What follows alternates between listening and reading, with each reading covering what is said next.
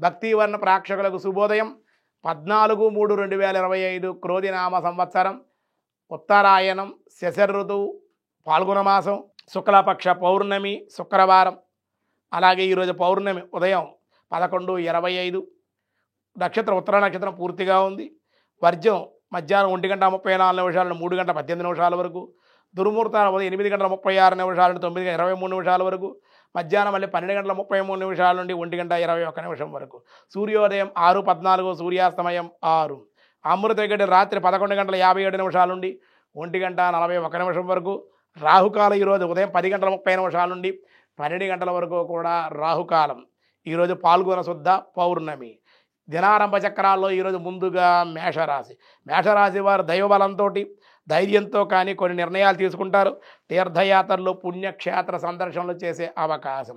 వృషభ రాశి నూతన ప్రయత్నాలు, ఈర్ష్య, అసూయ, ద్వేషాలు కలిగి ఉంటారు. దానివల్ల అనారోగ్యం, మానసిక అశాంతికి గురి అయ్యే అవకాశం. మిథున రాశి. మిథున రాశి వారికి ఈరోజు వృత్తిపరంగా బాగుంటుంది. వ్యాపారంలోనూ ఉద్యోగం యందు కూడా సానుకూలంగా ఉండే అవకాశాలే ఉన్నాయి. కర్కాటక రాశి. ఉద్యోగులకు లాభం, స్థిరత్వం పొందగలుగుతారు. అధిక శ్రమ ఉంటుంది, ఖర్చులు కూడా కొంచెం అధికంగానే ఉండే అవకాశం ఉంది. సింహరాశి అన్ని విధాల లాభం చేకూరే అవకాశం, నూతనమైన వస్తు వస్త్ర లాభాలు ఉన్నాయి. కన్యారాశి చిరకాల మిత్రుల యొక్క కలుసుకునే అవకాశం, శుభమూలికంగా లాభాలు. వృశ్చిక రాశి స్త్రీ సౌఖ్యం, వివాహం కలిసి వచ్చేటువంటి అవకాశం, సంఘంలో పేరు ప్రఖ్యాతలు పొందే అవకాశం.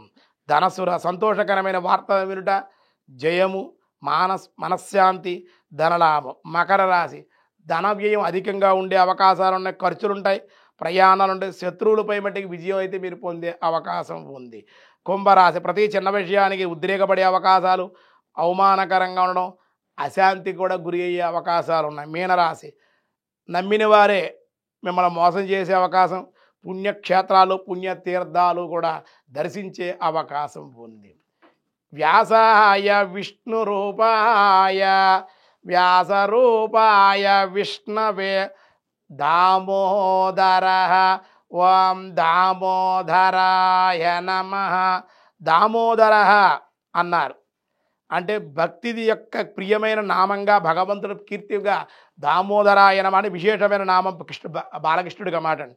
కనుక తాటితో రోటితో బంధించిన బాలకృష్ణుణ్ణి దివ్యమంగళ స్వరూపం ఈ నామంలో దామోదరాయ నమః అని అనుకుని దర్శించవచ్చు అంటున్నారు. దామము అనగా త్రాడు. ఏమండి, విభూతి లీలలను ప్రదర్శిస్తూ బాలకృష్ణుణ్ణి కుంటివాడిగా తలంచి అతని యొక్క ఒక తాటితో రోటిని కట్టివేయాలని శ్యామసుందరుడు ఆ రోటి 2 మధ్య వృక్షాల భంజనము చేసి గంధర్వుల యొక్క శాప విముక్తులను చేశాడు అని భాగవతం వర్ణిస్తోంది. ఈ దామోదర నామోచ్చరణ చేత పూర్వ కర్మ పాపాలన్నీ కూడా నశించిపోతాయి. అటువంటి శక్తివంతమైన నామం దామోదర. దామము అనగా సాధనము అని, తాడే కాదు, దామము అంటే సాధనము చేత పొందబడినటువంటి వాడు కనుక భగవానుడు దామోదరుడు అయ్యాడు. దామము అనగా ఇంద్రియాలని కూడా అర్థం ఉంది. నిగ్రహము, తపస్సు ఉన్నగా యోగ భావాలన్నీ కూడా దామము అన్నారు.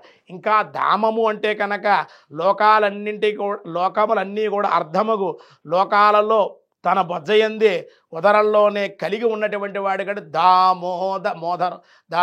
ఉదర అంటే దామోదర. ఉదరంలో జగత్తంతా ఉందన్నమాట ఆయన మొత్తం లోకాలన్నీ కూడా. అంతేగా దామ అంటే ఇంకో దామము అంటే పాశము లేక తాడు అని సామాన్యార్థం. లాక్షణికంగా అర్థం ఏమిటయ్యా అంటే భక్తిపాశము, ధామము అంటే అర్థం అన్నమాట అండి.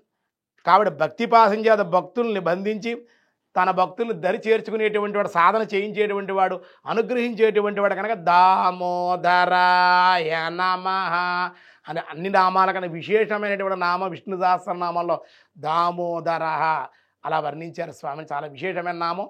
మిగతా విషయాలు చూద్దాం. ఈరోజు స్వస్తి.